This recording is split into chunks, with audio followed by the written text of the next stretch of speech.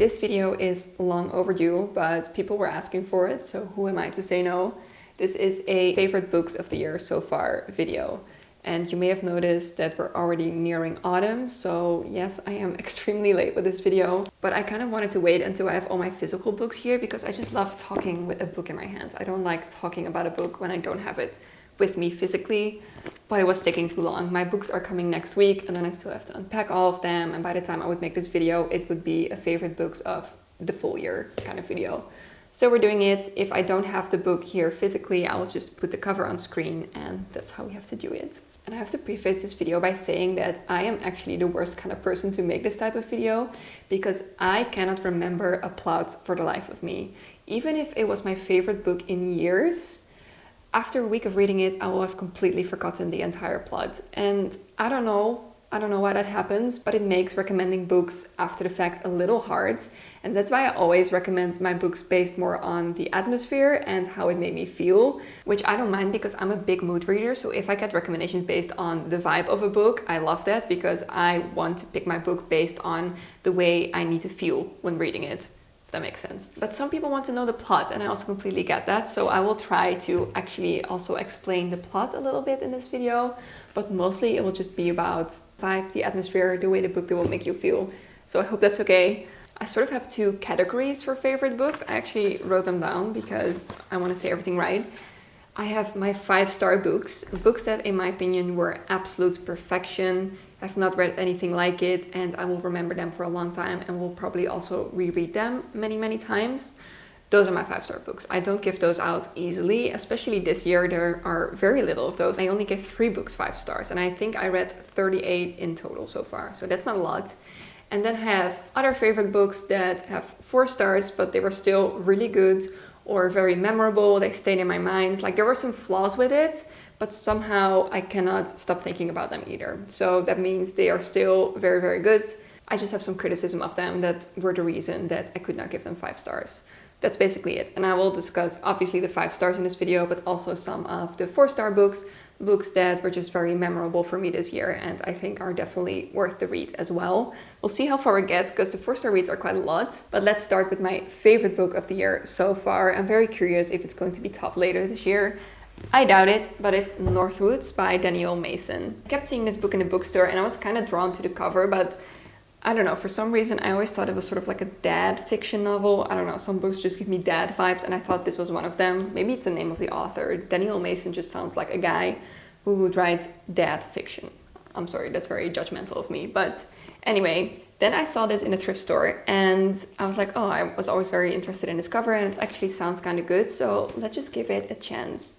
And I am so glad that I did. In its essence, this book is made up of a lot of different storylines of different people with different lives in different times. And all these people have nothing to do with each other except for the place where they live, because they all end up in this tiny house in the Northwoods in America. It starts out in pilgrim times of this young couple that flees their Puritan village to start a new life in the woods together, sort of like Adam and Eve. They start this new civilization. They build a tiny cottage in the Northwoods by the lake or by the sea. I think it's a lake. And in this book, you basically follow all the people that live in this place up until right now, like modern times. But the beautiful thing about this book is that it was not about the people and their stories. Like, it was, you were reading their stories, but in the end, it was about the connection these people had to this place. And it's about the connection between people and the place they live and the places they inhabit.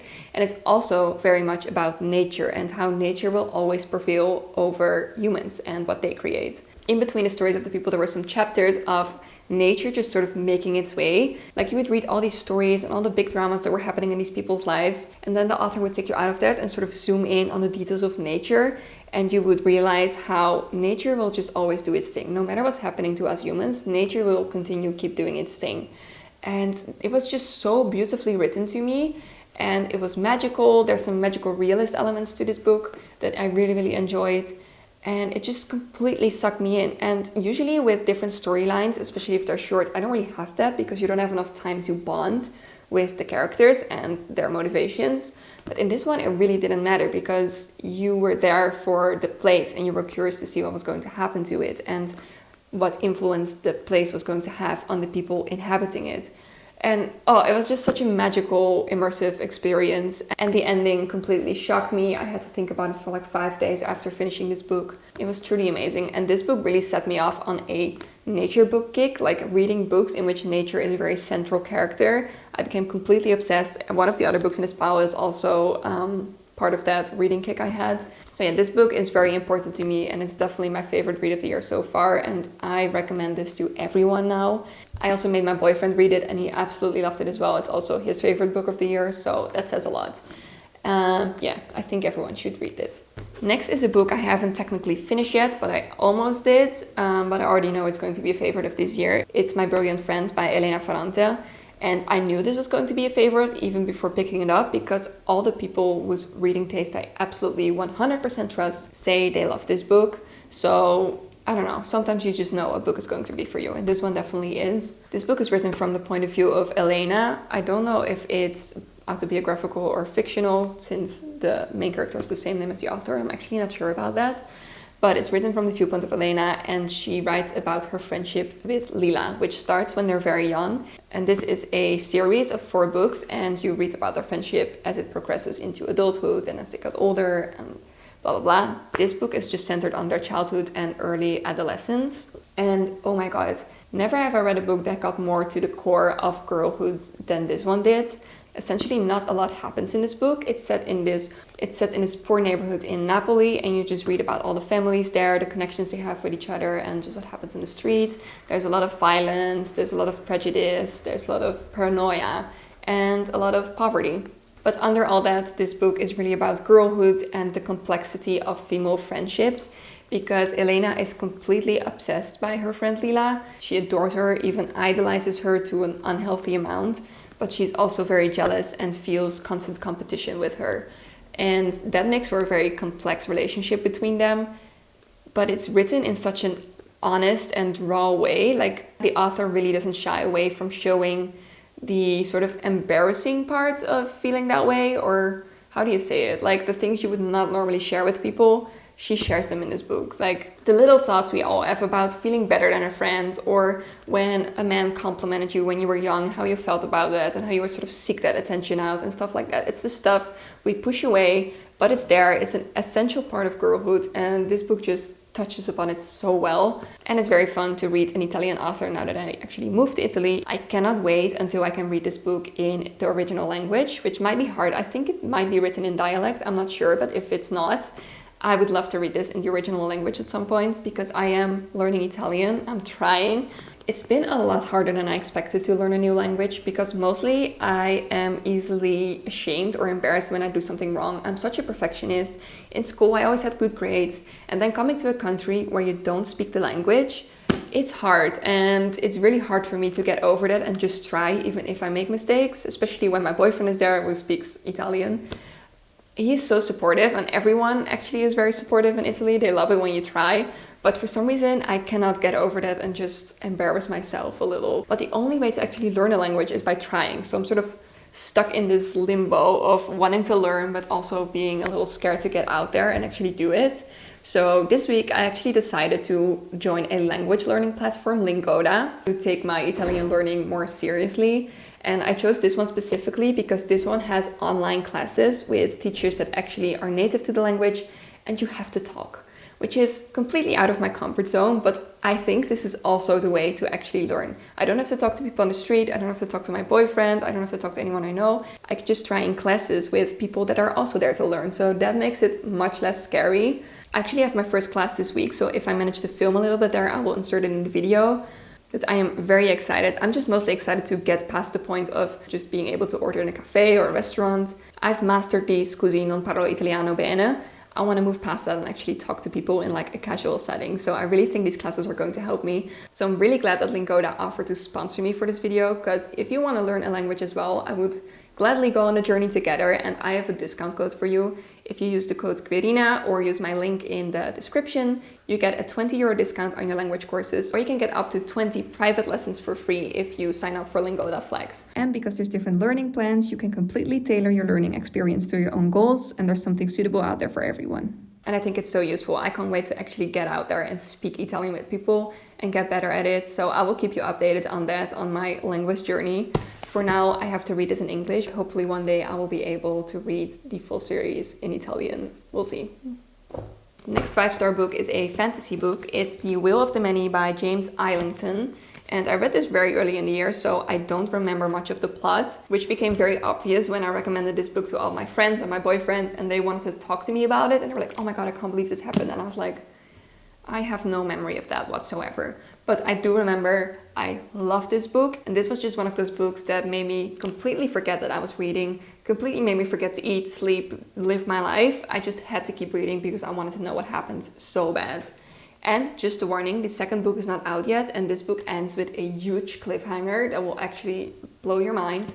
So just saying, but I think the author has finished the draft of the second book, so that is good news. This was just one of those books that made me remember why I love reading immersive fantasy books. It was up there for me with The Name of the Winds by Patrick Rothfuss, and that's high praise, very high praise. The world in this book is based on the Roman Empire, but it has a magic system that is based on a class system. So the people highest in the class system get all the magic from all the poor people. They basically have to give it away to the richest people. And we follow Viz, the main character. He's a boy who lives in an orphanage and works in like a prison. And then he's picked up by one of the richer people, the one higher up in the hierarchy. And he has to become a spy for that person, basically. He has to go to the academy, which is basically the magic school for rich kids, where they learn all the skills that have to do with will, which is what the magic is called. And he has to spy there on what is going on and report back to the person that adopts him. But Viz also has his own political agenda. And yeah, I just don't know what to say about this book except that it was so immersive, so original. I love that it was based on the Roman Empire because you don't see that a lot in fantasy books. So that was really cool to me. It has a lot of social commentary on class, on politics.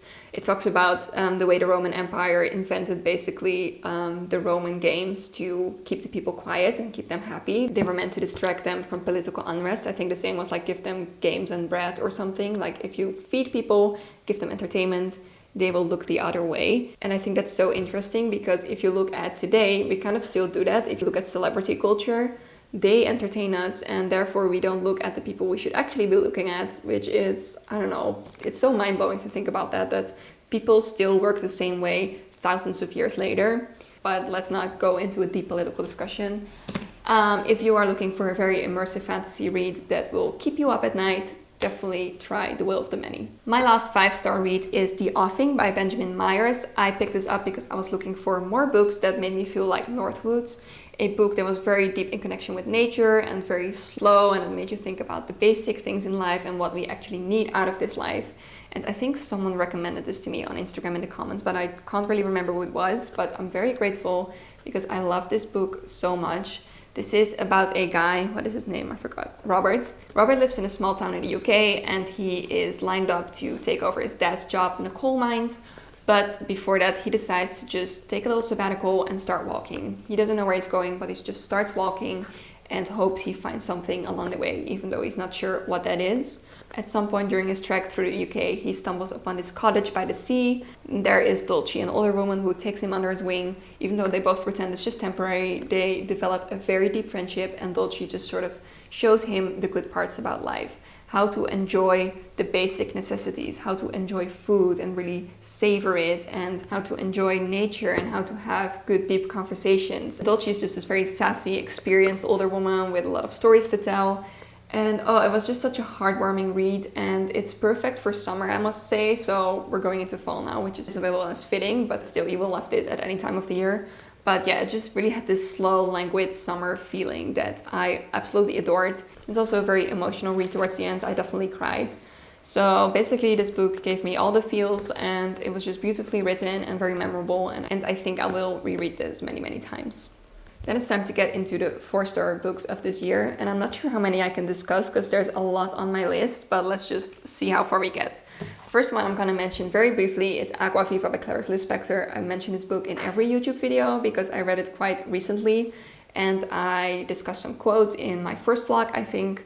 So if you want to know more about this book, definitely check that video out. But this is definitely worth mentioning in my favorite books of the year so far, and I am dying to read more by Clarice Lispector after reading this. I think I'm going to read, I think it's called A Breath of Life next. If you have any other recommendations by her, definitely let me know in the comments.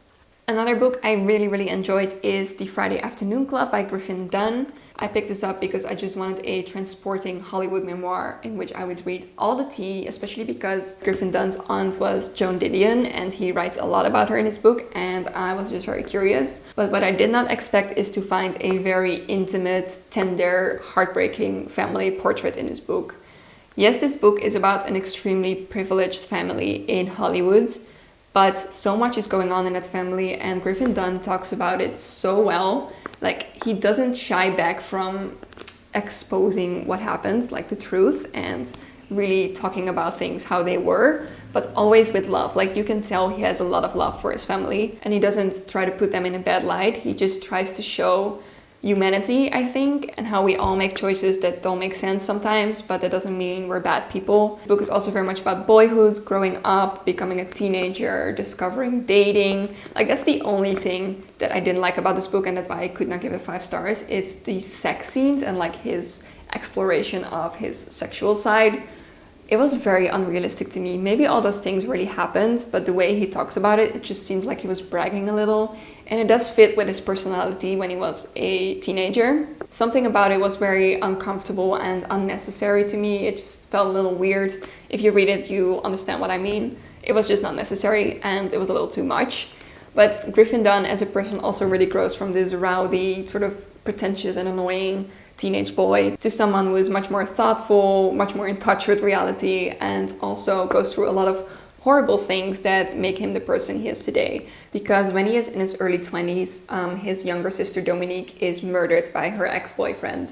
And this leads to a very unfair trial in which the murderer of his sister only got, I think, 2 years of prison, even though he was a known abuser and also abused his ex-girlfriend. But just reading about that trial is the most frustrating thing I've ever done. I remember reading this during my breakfast and my boyfriend was trying to talk to me and I was like, I have to finish this because I'm so invested. It was a very harrowing portrayal of the injustice of the American justice system, basically. But again, the story was centered on the family and the connections within that family, and it was just very beautifully done.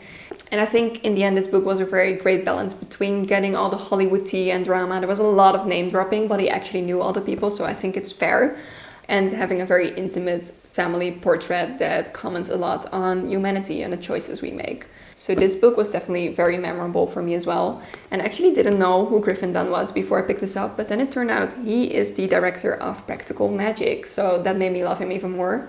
And I don't know if he's gonna direct the second movie as well that's coming, but oh my god, am I excited for that. We need some more fun, witchy movies and series in our life. There are not enough. We need way more than we have. So can't wait. Then we move on to the books that I do not currently have on my bookshelf. One book that was very memorable for me this year was Lost in the Garden by Adam S. Leslie, which is a folk horror. And I'm going just by memory from this because I don't have it here. I didn't read the back or anything before this video.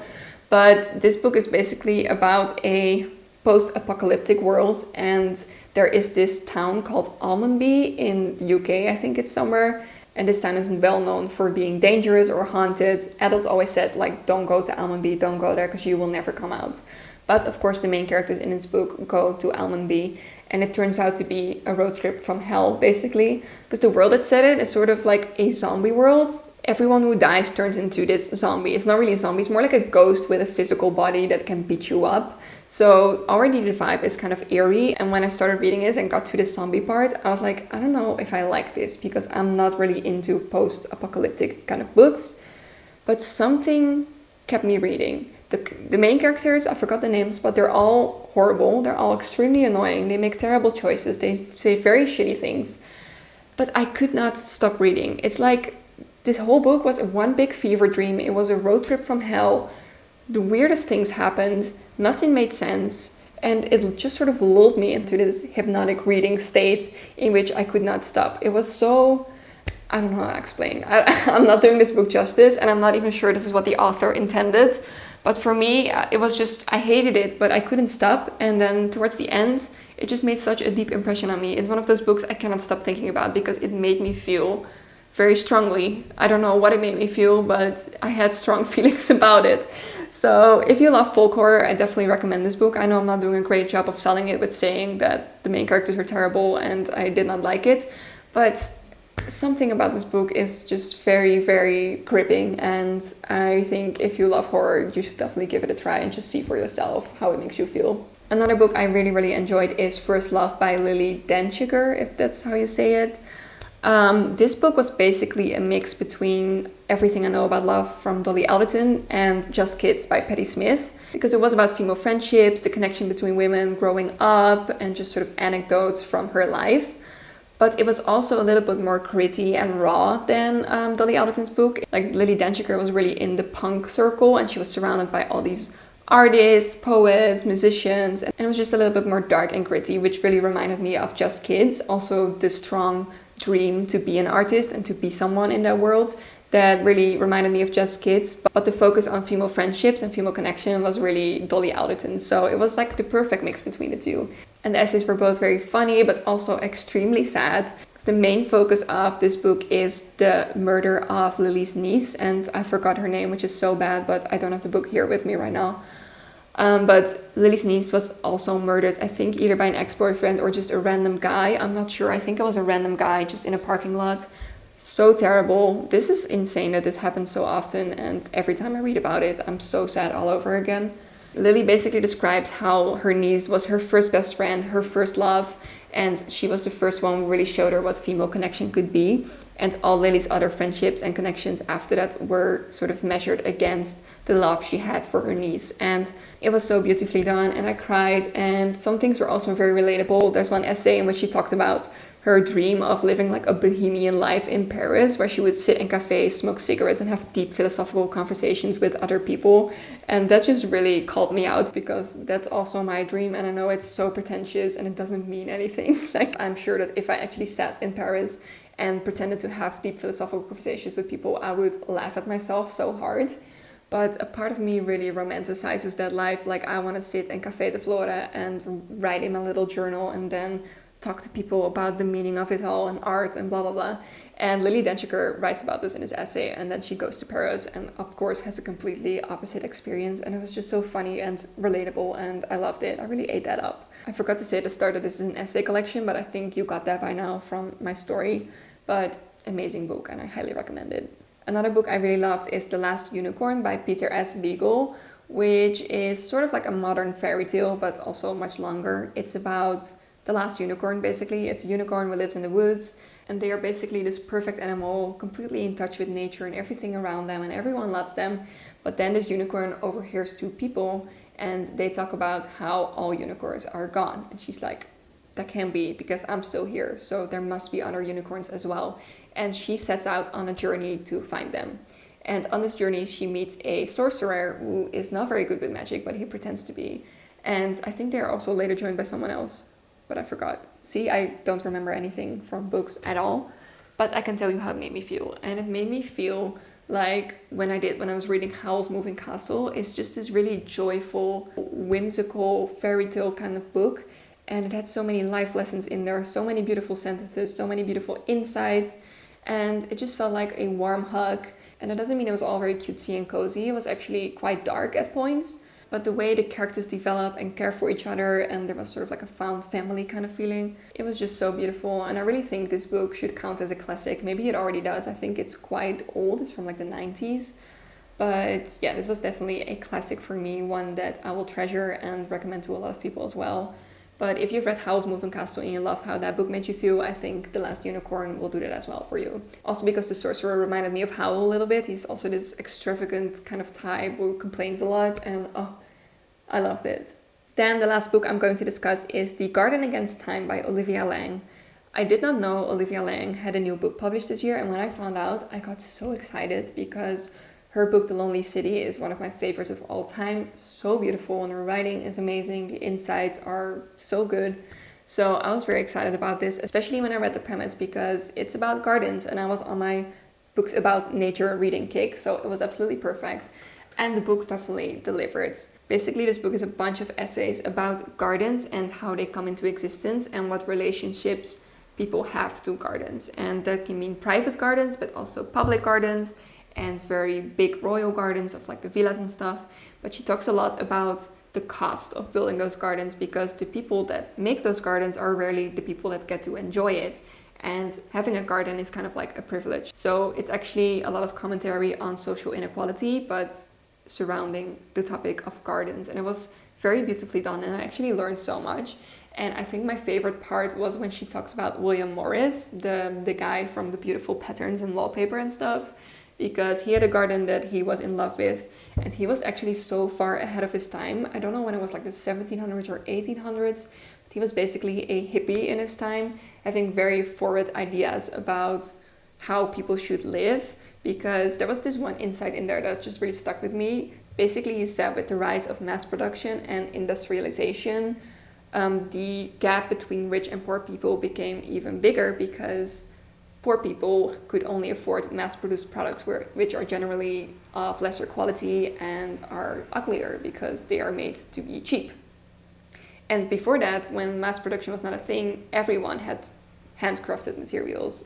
Poor people could afford less, but at least the products they had and the furniture they had and the things they had, they were still handmade and made with love and attention. And now lower classes can only afford mass-produced things which are not made with love and not made with attention and are just generally really ugly and low quality. And rich people can still afford handmade things and things that are actually made to last. And that just made me think so much, because it's so true. Like, our world is literally becoming uglier because things are made to be cheap. And I don't know, there was just a lot of insights about that topic that I really enjoyed. I don't remember everything exactly, but I love William Morris as an artist, and now I also love him as a person. And this was just one little chapter in his whole book. There were so many interesting things in there, and she writes so beautifully. And like Olivia Lang does, she interwove these essays and these insights and these historical stories with her own personal experiences of tending to her garden during the pandemic, because she moved houses during the pandemic, and for the first time ever she had this huge beautiful garden of her own that she started tending to, and she talks about that. It's basically a gardening diary, and for some people that might be boring, but I was so into it. I love it when people tell me about flowers and trees and what they need to grow and what medicinal qualities they have, and I was eating that up. It's so meditative almost, especially because I've never had a garden of my own, and I think that's my biggest dream in life. Like, I don't really care about the house I live in so much. It doesn't have to be big, but a garden, that is my dream. A little garden I can plant roses in and grow vegetables and stuff.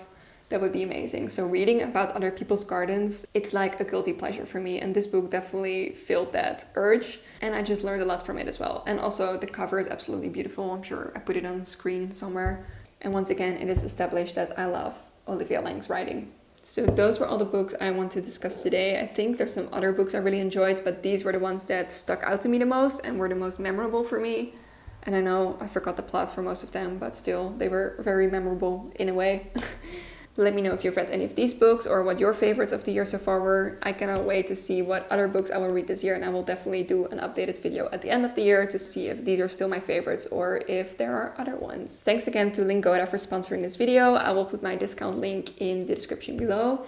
And thank you so much for watching. I will see you in the next video. Bye!